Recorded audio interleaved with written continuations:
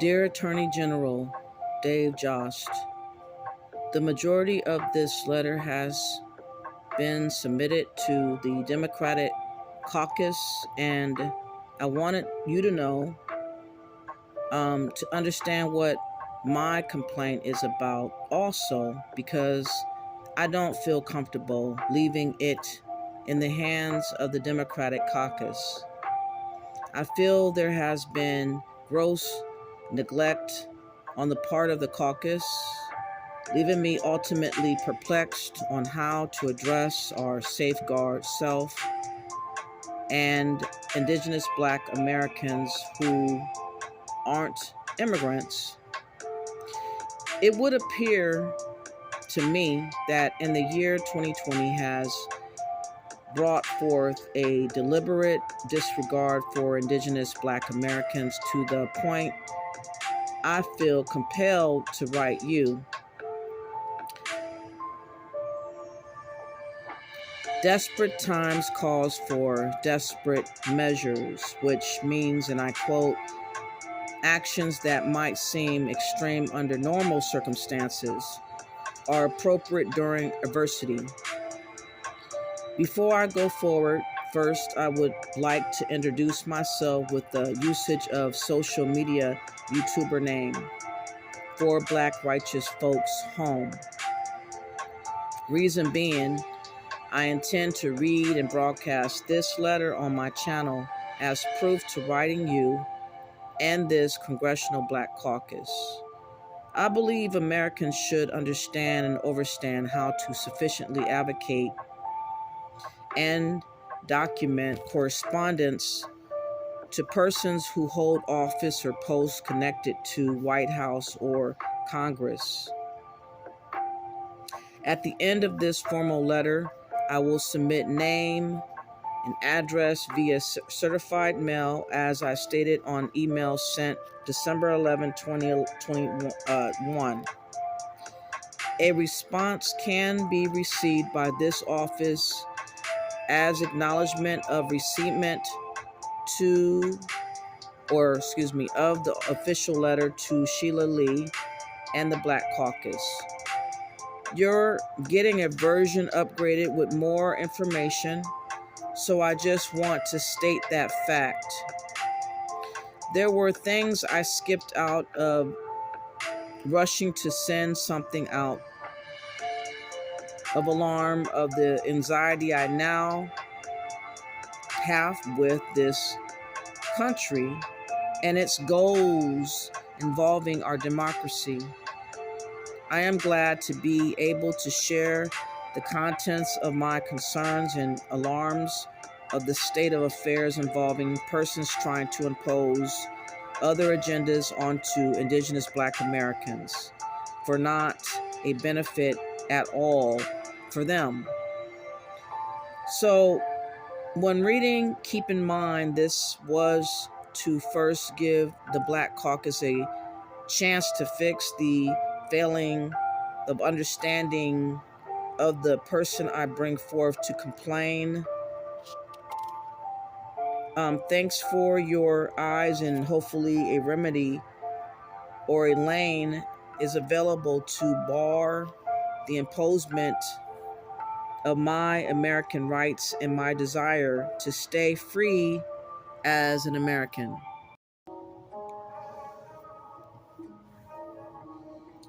Now, what has brought me to write and read on social media to you, Sheila Lee, is the proposed bill the Black Caucus is envisioning drafting with a Ghana President Otto. I heard from a YouTube clip on a platform at a forum recently declaring his glee about a bill enabling so-called African Americans and anyone in America called Black is African. Who says everyone in America labeled Black by American government that I am African? I most certainly don't identify myself as an African, but indigenous Black American. My father, Eddie, told me my family is of Cherokee heritage, so that this African president is imposing his words, views, thoughts upon me without my consent. Moreover, while researching my father's side, I saw a white man in my family. I'm trying to verify, so as far as I know, I have two heritages that are not African. Furthermore, Jesse Jackson came up with the term African American when I was 16 years old in 1988. I was living in a foster home, unable to protest, which made me upset because that's not the information nor connection I saw of myself. Seeing how I was the ward of the court at the time in Toledo, Ohio, it made me feel hopeless more than I already was, and I never forgot the imposement of Jesse Jackson against my will. So today, you have a foreigner from Africa claiming to make people he ain't related to that they are something that they are not. I refuse to let this time go unchallenged without my words to correct this misinformation of a Ghanaian president who has an agenda based on debts owed to globalists. The story or movie Roots is a plagiarized story told by another author, Alex Haley, basically stole from another. The directors of Roots were of Jewish origins. The newer movie, Black Panther, with its imaginary city, Wakanda City, was also had Jewish directors and or writers involved. These factors lends me to understand an agenda and lies are being spun. Also, what comes to mind, in the 1800s, there was an American colonization society founded by white folks trying to have free Black or colored folks sent to Liberia. From my research, I believe approximately 13,000 people, Black folks or colored folks, went to Liberia. Perhaps these Black folks were actually African who wanted to go back home. However, plenty more didn't want to go, which is the stock or bloodline I share today. Interestingly enough, Frederick Douglass, the greatest advocate in 1800s for colored folks, warned Americans of the ploy of this American colonization society through a powerful speech he wrote entitled Lessons of the Hour in 1894. He was an advocate for the multi-raced coloreds of those times, and I, for Black righteous folks home, am the advocate of today. If the Congressional Black Caucus representatives doesn't sound like Frederick Douglass, you don't represent me. Which brings me to you, Sheila Lee.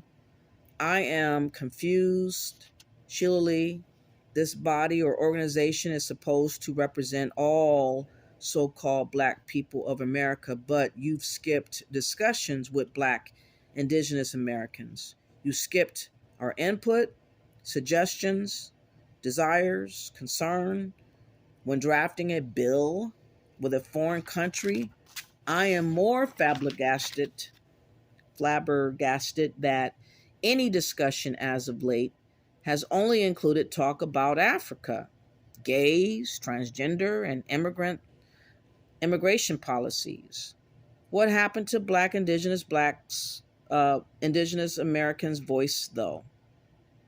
Somehow, the only contribution provided for our movement's protests are the deaths of individuals who, more times than not, are Black indigenous American victims. such as the death of George Floyd, who is being used as a sacrificial lamb for everyone else's agenda, but omitting conveniently Black Americans. These other agendas sprung board off the deaths and cries of Black Americans, while other thrive with policies and or bills passed by the Black caucus or supported to be passed. You, Sheila Lee, have miserably failed Black Indigenous Americans, but have personally benefited off the struggles of my people. Shame on you. Dr. Martin Luther King just holiday was just celebrated by this country for the sacrifice he gave to help normalize relations with the race divide in America. Now, all other groups is getting help from the Democratic government under Biden, and the Black Caucus is happily supporting the gutting of America. Immigration galore spells more and immediate problems due to Americans becoming more homeless, jobless, helpless, which is something that pains me to witness the demise of liberty and freedom. More Americans are entering a state of emergency on so many levels, and yet Indigenous Black Americans is steadily the poster for the killings and injustices for all movements. Sheila Jackson Lee. These bills or policies I'm referring to is the recent bogus Asian hate bill, gay rights bills, and immigration policies that have been constantly hammered through Congress to pass. What happened to Black American voices, justices, and reparations that was due 100 years ago? Remember the 40 acres and a mule for my people who suffered in America for generations? Millions of Black Americans don't want citizenship to another country, much less to Ghana. They're in Africa. Yet this is the proposed bill you have devised with smiles and high fives as if we are to be happy. Well, we are not. I am not. I am insulted, enraged, and believe you have drank some juice full of juju perhaps. Did you bother to reach out to us to see what we want? No. Did you care we've been suffering and constantly bypassed? No. How do you sleep comfortable at night?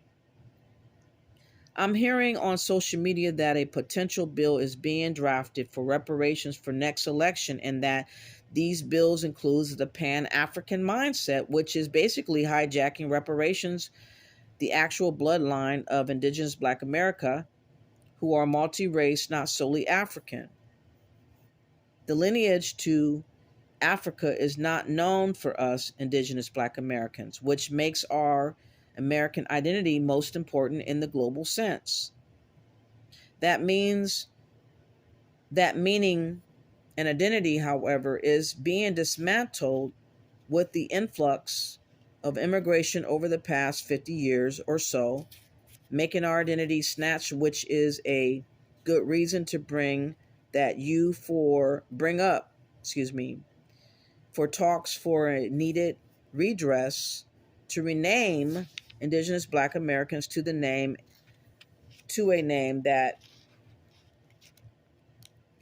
and not solely, Black Americans or African Americans. Why I feel it has to change is because foreign Black people has their own identity. If they are sharing the term given by American government, my identity becomes mute and gone. All claims for reparations and identity is confused. Another thing I've noticed with this term, African American or Black American, immigrants are purposely using these terms to get coverage if they partake in crimes. stealing of identities, and fraud. It's preposterous to have an immigrant to have more than one option and cause indigenous Black Americans carry the bulk of blame for stats of crime, etc. So I hope that point isn't glossed over because it's happening more and more, especially if the foreign immigrant seeks out identities as a way to make more money. It potentially endangers the real identity holder, the indigenous Black American, as a culprit to a crime she didn't commit. It also allows for the foster Black immigrant a cover to play two different people with the African American or Black American term. A recent case just occurred whereby a Jamaican immigrant, Winston Glenn, was recently caught killing a Burger King employee, a 19-year-old Crystal uh, LeBrion Neves. He was luckily mentioned as a Jamaican immigrant. The reason being is because he used to work at that same Burger King where it allegedly he killed Crystal. Had he not worked there, he would have been referred as a Black man or an African American, putting all the crimes or feeling of disgust or hate on indigenous Black Americans. I feel like that is wrong to casually allow and make me think of the propaganda to invite more hate towards indigenous Black Americans when it wouldn't even be our fault, but the immigrant. This is dangerous to keep alive and kicking, and that's why I added this to my letter, Dave Jost, in hopes to ask what can I do to disallow this to keep happening. Because of the propaganda on social media, there's been this weird movement to try to claim indigenous Black Americans as African. There is a reason for this I feel you ought to know, and thus more problems are attempting to be imposed onto indigenous Black Americans, which is absurd. It would appear to me that indigenous Black Americans, like Dr. Martin Luther King, is the permanent sacrificial lamb in everyone's mind, especially the Black caucus and the Democratic Party. Let me explain what I mean. This portion of the letter is also part of a complaint I introduced to Sheila Jackson Lee and to Joyce Beatty recently. The reason being is they are more concerned with getting indigenous Black Americans' involvement with Africa than helping homeless indigenous Black Americans off their streets and into housing or assistance with lack of funds due to COVID-19 and lost job. They have decided that indigenous Black Americans' future without bothering to know if that's what we desire or see our future as being. Since when did my freedoms of America as an American turn into Africa's vision? This is why the propaganda daily of the identity of who indigenous Black Americans are. This is ridiculous. I am 50 years old and am an American. Somehow, after a year of return scheme in 2019 by Ghana's president for tourism, gave them bigger ideas of what to do with garnering more funds. I have no problem with those who chose or choose to tour, but I don't want imposement for me now having to connect because some decided they wanted to. It's called a choice. Somehow Ghana and the Black Caucus, in my view, forget or forgot about the meaning of choice and is trying to make that a real situation, whether Indigenous Black American thinks that is a safe way to think or believe. Ghana, who was a part of the slave trade through the Ashanti Kingdom, had a business of selling Africans all over the world. Those Africans were not captured but sold. So, if after completing my genealogy of my actual ancestors, I can prove on the soil of America if an African is also of my bloodline, that ancestor of America would be advocated by myself for reparations, etc., by myself and not Ghana, Africa, nor you, Sheila Lee. Moreover, the multi-race indigenous Black Americans are full or not full anything but American. Because you have shown no regard for the suffering, directly or indirectly, to stand on a podium in 2018 at a GAG Global Forum at the Press Club in Washington, whereby the same forum Ghana unleashed their so-called return to Africa. You took it upon yourself to mention reparations that aren't owed to you nor Africa, showcasing it in front of Ghana's president as if it was up for discussions and up for grabs.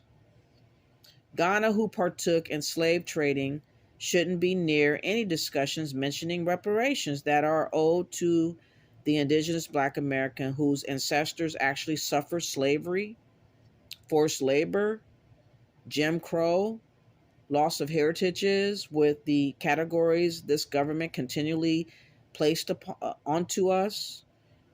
Your fluffy story of going to Ghana's university and gaining understanding holds no weight to myself and who I am advocating for. Your fluffy speech was ridiculous and it showed your callous views of my people with no concern if we felt otherwise. The nerve of you to hold a banquet while saying you were the author of the H.R. 40 reparations bill in front of a corrupt Ghanaian President Otto is disturbing, embarrassing, and absurd. This Ghanaian president came with an agenda in mind, and it wasn't to reimburse anyone potentially affected by Ghana's slave trade practices for centuries.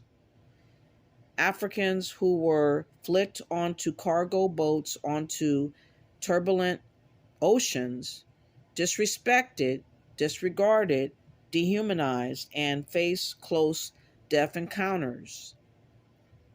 If shown an African can be traced into my bloodline, I would be the proper representative of my ancestor of Africa and not Ghana, nor you.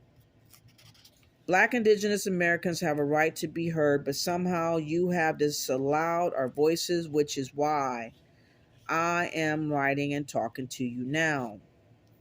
Let me be clear.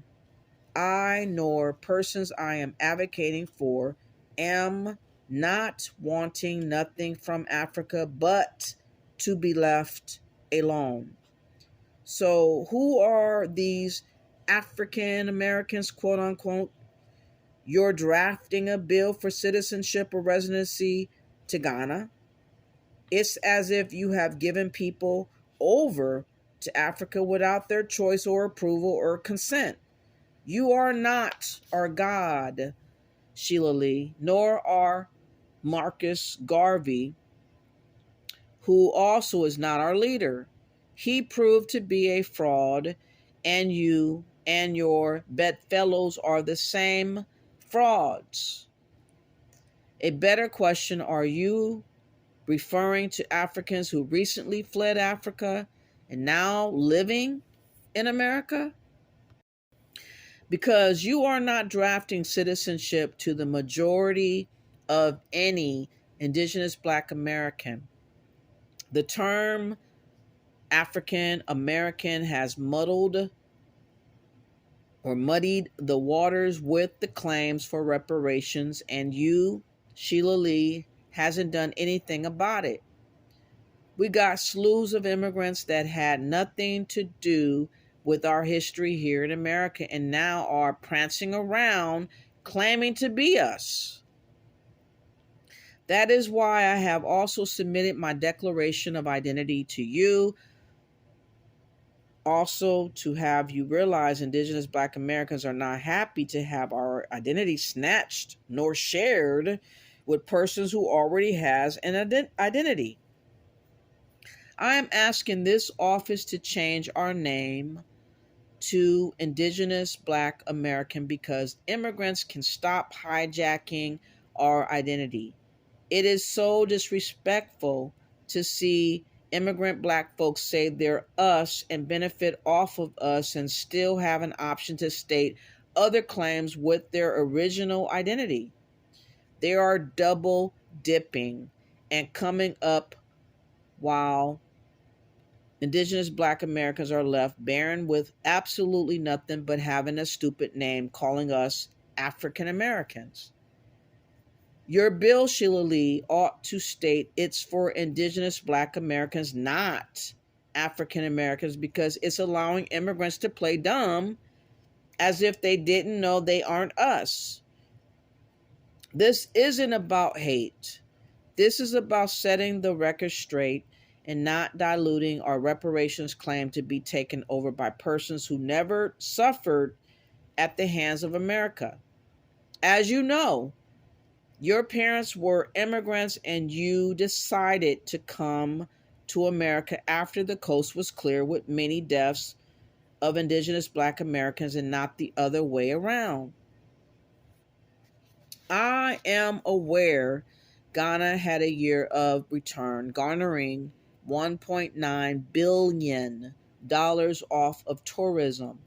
I am also aware that in 2018, China and Africa had a summit whereby China lent $60 billion for structural developments to be built, which means they are indebted to China.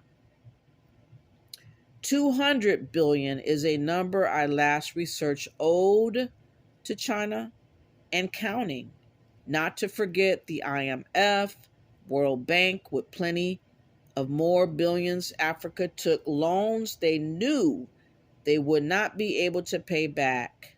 Somehow, this wretched President Otto of Ghana told himself, alongside others, it would be a great idea to include us into the festivities of debt we haven't earned. Corrupt African leaders are the fault of themselves, yet somehow we're being scapegoated for debt. What kind of representative or advocate you thought would resonate with Indigenous Black Americans? That ain't it.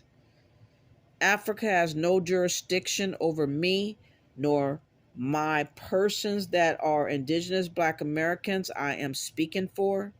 If there is another ancestor discovered to be African, it was by our blood, sweat, and tears, and the grace of God, who made it possible for freedom to be realized in America, not by the Africans who enslaved those Africans all over the world. I hold my sole advocacy: no Pan-African, African elite corrupt leader of Africa, nor religious leader is my advocate, because they are lending on an understanding or perspective I don't believe in. Speaking of which, there was a former ambassador to the African Union of Washington by the name of Dr. Eric Kana Chirahombre Qual, who was also at this GAG forum of which you, Sheila Lee, partook in. This ambassador, Ericana, was fired October 2019 due to fraud. Please see Newswire NGR, Appeasing the West, Not Quite. Exclusive documents reveals real reason firebrand AU ambassador to US was fired, written by William UKPE.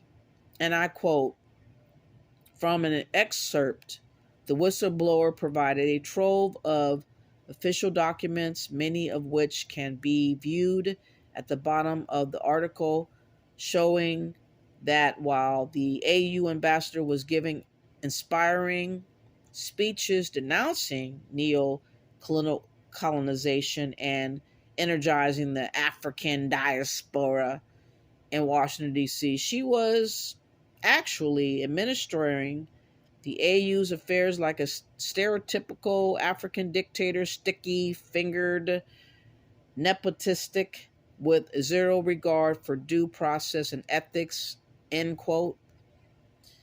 If I'm able, I will provide these documents with the formal letter, because if a case is to be,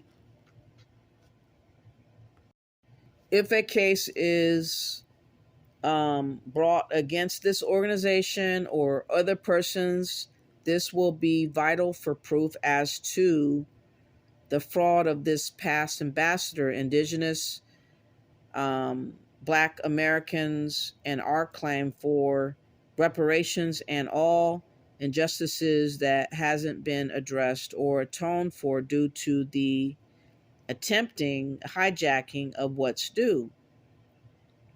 Indigenous Black Americans is owed a debt due to atrocities of white supremacy, not Africa or elite Africans pretending to now somehow wanting to unify, but in actuality is wanting to be a predator as the slave traders of old, and harm and leave desolate the people they love to prey upon. The reason Dr. Ericana is important to bring up is because she too, has devised a plan to ensnare unsuspecting Black Americans towards a database called R-ADDI, which happens to have attached to it a $500 million bond. This past fraudulent ambassador, Dr. Ericana, said this $500 million bond was a beautiful thing. Since when is debt slavery a beautiful thing? Moreover, I only heard this Dr. Ericana mention this $500 million bond once on a YouTube site which is Pan-African centered, called Make Africa Great. All other videos talking about our ADDI or ADDI database I describe it as being has not continued to be stated, is attached to this movement, or as she says, the movement. The fact that she is not repeating alerted unsuspecting Black folks that the bond is there is a fraud in itself. In addition to this unknown debt bond loan holder, I believe is China. This database ADDI is claiming to build a Wakanda city in Ghana, and that it will take 20 to 30 years to build. Anything between time can occur where this city will never see the light of day. Example of this point is in 2013, another president of Ghana, Mahama, also declared a city to be built for Accra, Ghana, called City of Hope, with a $10 billion loan attached to it.